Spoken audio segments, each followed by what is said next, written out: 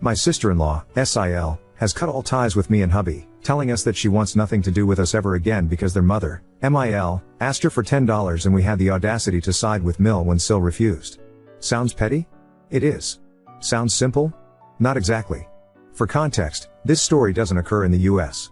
This is all happening in the Caribbean, so for those confused by the use of the term mummy, which I think is such a cute cultural debate so far here, it's totally normal for grown adults to call their parents mummy and daddy out of respect. It's also the reason for certain healthcare, car, and labor oddities. A lot of us in my country still haven't not recovered from the pandemic because the tourism industry is only just reopening in full force, and that's the industry 70% of the working population relied on. Hubby has 3 siblings. Brother number 1, Bill 1, will watch you drown to save some rope. Brother number 2, Bill 2, is the sweetest, but a bit naive. And Sil? Oh, boy. I don't have anything to compare her to, but I think the title should hint at how bad she is. FYI, Sil is the baby of the family and the only girl. She was spoilt rotten before their parents split up, and things only got worse once the separation became permanent. Sil would play parent against parent and throw her brothers under the bus regularly. Hubby and I watched Sil's behavior get more and more toxic as she grew into an adult, but there was no talking to Mil or Phil. Both parents felt guilty about the fact that, of the siblings, Sil was the one to grow up in the broken home, so they excused every tantrum, every snarky remark, and every selfish act. Once when she was 12, Sil stole a pair of my sexy panties from the dryer. Hubby and I lived in the same duplex as Mil for a while. I actually thought the panties had been sacrificed to the dryer instead of a sock that cycle. That was until a month later. I saw Sil throw the panties into our kitchen through the open back door. When I went over to their apartment to ask Sil why she stole the panties, Mil got upset at me and told hubby to make me apologize to Sil for accusing her of something I saw her do with my own eyes. Sil had the family wrapped around her little finger. Fast forward to 2020. All the siblings were in their early to late 20s. Bill 1, Bill 2, and Sil decided to remain living with Mil because she only had them pay $200 each a month for rent, utilities, and groceries. Mil still felt guilty about breaking up the family, so she sacrificed her freedom and needs to take responsibility for more than half the monthly expenses while her kids partied the land down. I mean, they literally partied the land down. One summer, Mil couldn't even afford shoes for work, but Sil went on a week's vacation abroad. But something else happened in 2020, right? Enter the pandemic. Mil was laid off permanently from her job, so she looked to her adult children for financial support until she could find a new job. I emphasize adult because, at some point in our lives, children will have to help their parents. We just had to start a bit earlier, but it wasn't going to be for the rest of Mil's life just yet. The 4 siblings just had to hold down the fort until Mil found a new job. Simple. Well, Bill 1 wasn't pleased, but he's reasonable once you get him to sit down and listen to sense. Bill 2 rolled with the punches. Sil, however? After 5 months, Sil moved out to live with her boyfriend without warning. All Sil said as she packed her things was, "I'm too young to take care of you, mummy. I have my own life to live." Never mind her. Bill 1, Bill 2, and hubby were all chipping in equally. Apparently, Sil had been carrying the load all by herself, and she just had enough. She was so tired that Sil left her dog for Mil to take care of with no money. We were all eachless. Not only had Sil been living with Mil for almost 2 years paying practically nothing, but Mil called in a favor with a friend to get Sil a job right out of high school. Sil didn't even have to apply. What's worse, Mil, with the help of me and hubby, bought Sil a car with no expectation of ever being repaid, and you better believe Sil never offered to pay us back either. Without Mil's help, Sil would have had nothing, but Sil left Mil up shit creek without a paddle, and Mil lost her apartment. While hubby and his family have learned to take Sil's abuse with a stops and an eye roll, her boyfriend was no such sucker.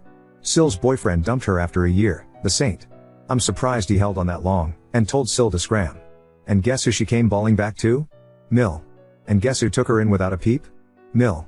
I was disgusted. Because Sil had abandoned the family, Bill 1 had moved in with his girlfriend, and Bill 2 had been forced to find an apartment and take Mil in. Yet there Sil was, sleeping on Bill 2's couch. But I'm only the dill. I can't tell a mother how to handle her child. I tell hubby my thoughts, of course, but he's such a softie. He and Mil helped Sil find her own apartment, since Bill 2 couldn't accommodate Sil long term, and when she gets evicted after a year for being a brat to her landlord all the time, Mil and hubby helped Sil find another apartment. I even gave Sil $700 from my personal savings so that she could pay the deposit on the place. Now we're finally getting to the real story. So, we loaned Sil the $700 in the summer of 2022 with the expectation that she pay me back at least $100 a month. The operative word is expectation, but the reality was that Sil didn't pay us back at all. Every month, she had an excuse for hubby as to why she couldn't pay us the increments. Oh, I had to buy a new battery for my car. Oh, I had to go to the doctor, and it was so expensive. Oh, I had to buy a new battery for my car. Wait, didn't I say that one about the battery already? Yep, Sil actually used that excuse twice. I had already resigned myself to the cold reality that I'd never get that $700 back. We're not well off by any means, hubby and I, but we're not stingy. If the family needs help, we help, but rarely do we receive any thanks or compensation. I've grown used to it, so when Sil slunked on paying us back, I didn't make a fuss. Yes, I knew she was splurging money on Shine every week and $20 lunches every day that she would flaunt in front of Mill, who was still without a job 2 years later because the economy got so bad, but what could I do? I was more upset that Sil would actually leave work every day to eat her $20 sushi bento box at Mill's place without ever offering Mill a bite, let alone a plate. But this is how the $10 debacle started. Mill was still living with Bill too, and Bill too was getting tired. See, even though the three brothers were equally supporting Mill until she got her life together again, Bill too had to live with her. That meant his social and romantic life had come to a halt. Not to mention he was responsible for Mill's pets and Sil's dog. Bill too had the added pressure of paying for extra utility use and the responsibility of transporting Mill and the pets around. Notice, I never said anything about Sil helping out. Well, that's because, in Sil's mind, she provided a different kind of support. Every purple moon, Sil would let Mill crash on her couch. No, she didn't let Mill live with her. She'd essentially invite Mill over for a sleepover every once in a while. Then the next day, Sil would ship Mill back to Bill 2's place. Never mind, Bill 2 was already taking care of Sil's dog. Never mind, Bill 2 already supported Mill financially and kept a roof over Mill's head. But the sad thing is that Mill adored her sleepovers with Sil. She looked forward to the mother-daughter time, even though we all knew that time was spent at home on the couch watching Netflix. Bill 2 wasn't pleased with the favoritism. Anyway, Mill was at Sil's apartment for one of the rare sleepovers, and she was strapped for cash. She needed toothpaste and dog food for the critters. So, Mill asked Sil for $10. Hubby and I found out because half an hour later, hubby got this phone call. Sil, hubby / something's gotta give with mummy. Hubby, what? Is mummy being stubborn about something? Sil, no. I just can't deal with her asking for money anymore. Hubby, okay, first of all, that's not what that expression means. Secondly, what do you mean? You don't support mummy financially. We boys do. Sil, excuse me? I do a lot for mummy, okay. Hubby, okay, whatever you say. What happened? Sil, honestly, hubby / I'm done. I can't deal with this anymore. Mummy's gonna break me. Hubby, really, Sil? $10 is gonna break you? Sil doesn't take too kindly to this retort, so she proceeds to list the following excuses as to why she doesn't have $10 to give to Mill, followed by hubby's rejoinders. Sil, I have a car loan to pay. Hubby, no you don't. We helped mummy buy the car for you in full. Sil, I have car insurance to pay each month. Hubby, since when does anyone pay car insurance monthly? That's an annual fee. Sil, well, I have utilities to pay. Hubby, no you don't. Your rent is all inclusive. Sil, not Netflix. I had to pay my Netflix bill, you know. You had to pay for Netflix? Are you fucking serious? That's your excuse? At this point, hubby has had enough, but he knows Sil by now. If he rails on her like he wants to, she'll shut down. So, being a good big brother, he offers advice instead. Hubby, okay, Sil. It seems like you're having trouble budgeting your money. Mill isn't wrong for asking for $10 Sil, but I need gas in my car. Hubby, listen, I get it. You don't have $10, rolls eyes, but the issue is that you never seem to have money when the family needs you, but you seem to be able to find money for frivolous things like bento box lunches and Shine orders. Sil, what I do with my fucking money is my fucking business. Hubby, calm down. I'm just saying that you need to manage your money better. So, how much is your weekly salary? Silence. Hubby repeats the question. Sil finally answers very quietly. Like for something. Hubby, you mean like $450? Sil, yes. Hubby pulls out the old Excel budget file we've been using for years. He sets up a budget for Sil. Then he asks her how much money she has left for the coming week. Sil, not enough to give mummy $10. Hubby, please stop being belligerent. And this was the straw that breaks Sil's back. Sil pops off. She won't stand for this treatment.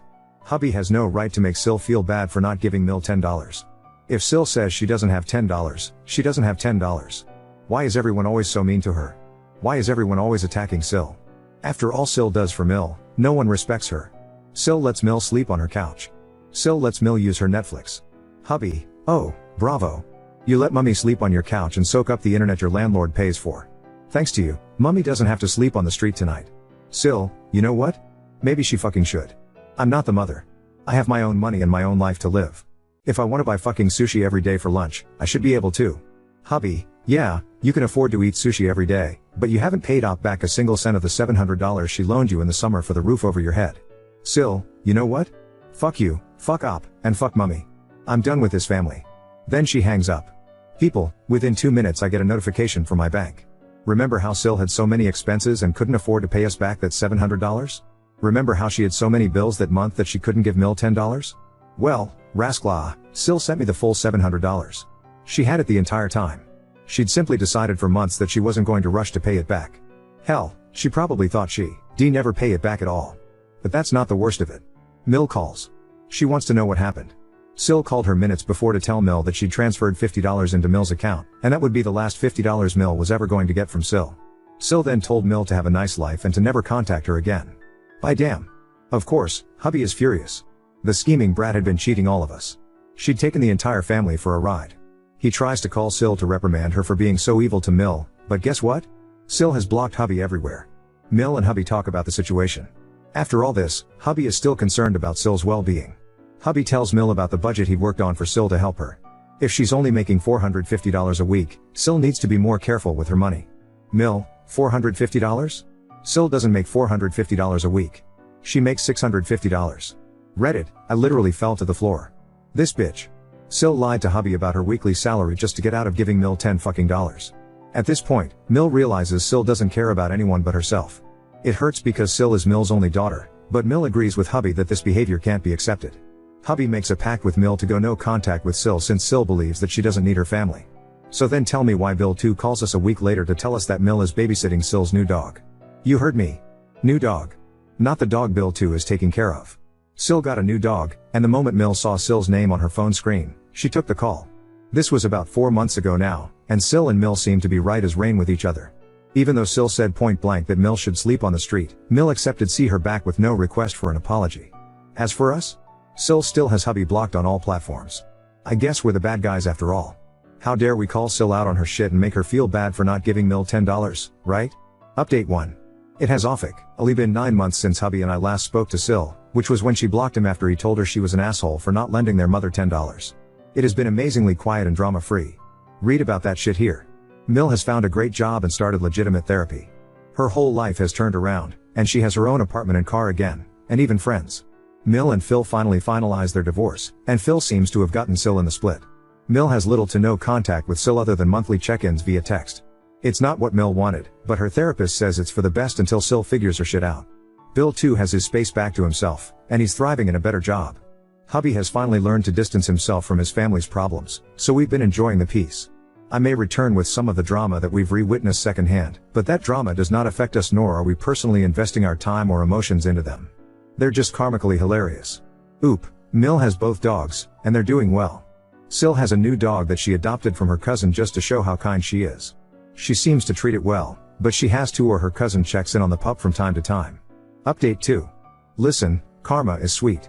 Sweeter than a triple chocolate cake with a side of ice cream. And today's batch of karma is diabetes inducing. Sil has returned, and she wants to move in with the very mother she scorned last November. For those of you keeping up, you know that in November of last year, Sil and dearest hubby had a falling out. Sil went no contact with us because she didn't want to give her mother $10. You can read that story here. Sil also went no contact with the rest of her siblings and her own mother. Eventually, she reopened communication with Mill and Bill 2, but she never unblocked hubby. That's fine, life is easier without her. Her selfishness and bad money management were more burdensome than her company was worth. On a good day, I'd rather cuddle a man-sized porcupine with halitosis than speak with her. But life has been good to Mill since November 2022. She finally got divorced from my tween-dicked Phil. She found a great therapist, landed a good job that she enjoys, and made some friends. In June, Mill found herself a good apartment for her and the dogs. Mill has been doing so well that she just recently bought herself a car. My girl has even re-entered the dating pool. She has a date on Saturday. In my country, we have a saying that you're probably familiar with: they don't love me, they only know me when they need me. If you ever had any doubts about the legitimacy of that adage, let me introduce to you my fucking Sil. This Thursday, Bill 2 pulled me aside at Mill's new place to tell me a funny story. Bill 2 got a call from Sil. Below is a dramatization of that phone call. Bill 2, so you unblocked me. What you want? Sil, talk to mummy for me, eh? She being stink right now. Bill 2, talk to her about what? Sil, I need to move in with her. Things tough, and I need some time to catch myself. But mummy said no. So, apparently, when Sil saw Mill's new apartment, which she did not help Mill move into, Sil realized that she had something to gain. From what she told Bill 2, Sil can no longer afford her rent. She's behind on bills and can barely afford to take care of her new dog. Yes, Sil took several vacations over the last 2 years, and, yes, she did just come back from one such trip, but those vacations were necessary for her mental and emotional well-being. However, now her bills are overwhelming her. Sil thinks that moving into her mother's new apartment will give her the opportunity to fix her financial situation. But Mill turned Sil down. The space is too small. Sil, talk to her for me, Bill too. We're family. We're supposed to help each other. Bill too, blood boiling, but sympathetic. How about I lend you some money for rent this month, and we'll talk too, hubby, about what you could do. Sil, I don't need to be paying rent right now. I just don't got it. Realization kicks in Bill too. So, how you gonna move in with mummy if you can't pay rent? Sil, why you think I need to move in with her? I can't pay any bills. Yes, y'all. Sil wants to move in with Mill and live rent and bill free. Indefinitely. After this yeast infection denied her mother $10 for dog food, and after she took back her TV, and after slandering her entire family's names across town, Sil wants Mill to take her in free of charge. And Mill said no, bitch. That was 2 weeks ago, and Mill isn't budging. Meanwhile, Bill too, hubby, and I have been smiling smugly from the sidelines. You reap what you sow. Now on to second story. Ex-fiancée cheated on me years ago, now she's back and trying to push us to get married again, despite my refusal and her higher income. My ex-fiancée cheated on me when she went to USA for her MD 5 years ago. We live in India. Then she stated the reason that I wasn't earning enough and the person she found is much more compatible with her. We were engaged at the moment we both met through our common family friend as to get married. Arranged marriages in India is a lot more common than a lot of other countries. So we nearly dated and knew each other for a year before she went to USA for her MD. As I mentioned earlier, I am a government employee, IPS. In my state I do earn a good amount of money according to Indian standards. So when she broke up the engagement and we knew the reason why, her family was in a pretty bad position as cheating is treated really harsh here, and a lot of rumors about me and my family also started, but we made it through. So for the current situation, my ex-fiancée came back from the US after completing her MD in 2021. I don't know exactly when. After that again she went radio silent, and in January of 2023 she out of nowhere started to message me asking how I was and other small details. I didn't want any drama, so I just out with her in a civil manner and thought nothing of it. Then she started to call too, which was weird. She told me that she was sorry for that she cheated, and I genuinely thought she wanted forgiveness, so be it. I also didn't want it to hold a grudge. Then she came to my bungalow. I still don't know how she got THR address. We government officials are allotted bungalow by the government. She came and started the talk by how her time in USA was the greatest and all. Then suddenly she proposed of us getting married again. I refused as she had cheated already, and since then she has been pushing for it. Her family as well as the common family which introduced her and me are forcing us now, and how that was just a mistake. Same thing is happening with my extended family. My parents and sister understand that cheating is a big problem and aren't forcing me. So I am pretty sure I am not going back. But why did she came back? She will make like 4 times my money and maybe 4 of my years. Update 1. Hello everyone, it has been quite a week for me now. I'll start from where I left. I followed few advices from here and talked about this with her parents as well as her, and they seemed to unlock it, or I thought everything was fine for a month or so. Then one day I was invited to a party from her side. It was an invitation for her engagement, and my parents as well as few of my relatives persuaded me to just go in that as it was outside my state, so I took an official leave. Was not easy to get as Zips handles a lot of stuff, and went with my family and relatives. I was happy that she moved on, but it was pretty quickly I thought, and when we arrived there I made small talk with her and all I asked who was the lucky guy. She just said I wasn't allowed to know, and all I thought it was just a tease. 2 days passed and the day of her engagement when I arrived at the venue, behold I was the one. It was quite the shock for me, and the worst thing of all, my parents were involved this time. I thought they supported me, but salty I was incorrect. Seems I was in awe. What could I do? And her parents, literally not gonna lie, literally just wanted to bribe me into marrying her. They said, we bought an apartment for both of you, and if you want we'll put this in your name, and in the wedding we will be giving an SUV and cash as an Indian wedding dowry is just too fucking common and I am against it. Okay, let's continue now. I was just like, wow, it's like a fucking movie, and everyone, literally everyone, was she is beautiful and she is a doctor, what else you want in her? And then the blame shifted towards me as why won't I just marry her? She did a mistake and want to amend herself, and I won't accept her because of my male ego as she earns more than me, and shit stooped so low that even my parents were on her side. Now my sister wasn't invited as she was really with me and against her, and a shit ton of things happened. I am writing this on my day off when I can write. Haven't talked to literally anyone since except my sister. Feeling really fucked up now. What should I do? Please give advice, please. Oop. Thank you for your advice. I might try to contact her and say the same things you all taught me, and might even show her this post and see what happened. Best wishes, Smile. Update 2.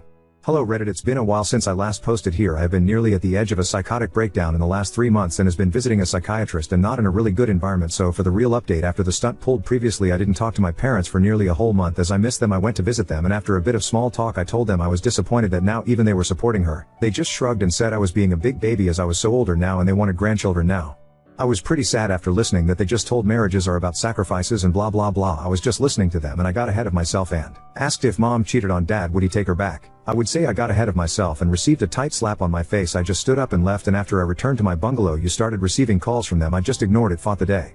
After nearly 2 weeks my papa came to talk and we talked for a long time and he said he understood but said she didn't cheat on me technically as we weren't married and we shouldn't judge her on her past actions and people change, and it just went back and forth for a long time and nothing productive, and he just left after that. During this time I was in contact with my sister and nothing much, but 4 months ago I received kind of an ultimatum that either I get married to her or find someone else quickly, but they would still prefer her, and the only person who was with me, my sister, was now kinda on her side too. Why? You ask? Because she was gifted a holeless car by her and she now was a great person, and now literally everyone has now told me either I marry or go my way and not to talk to them every. I don't want to be alone, please help.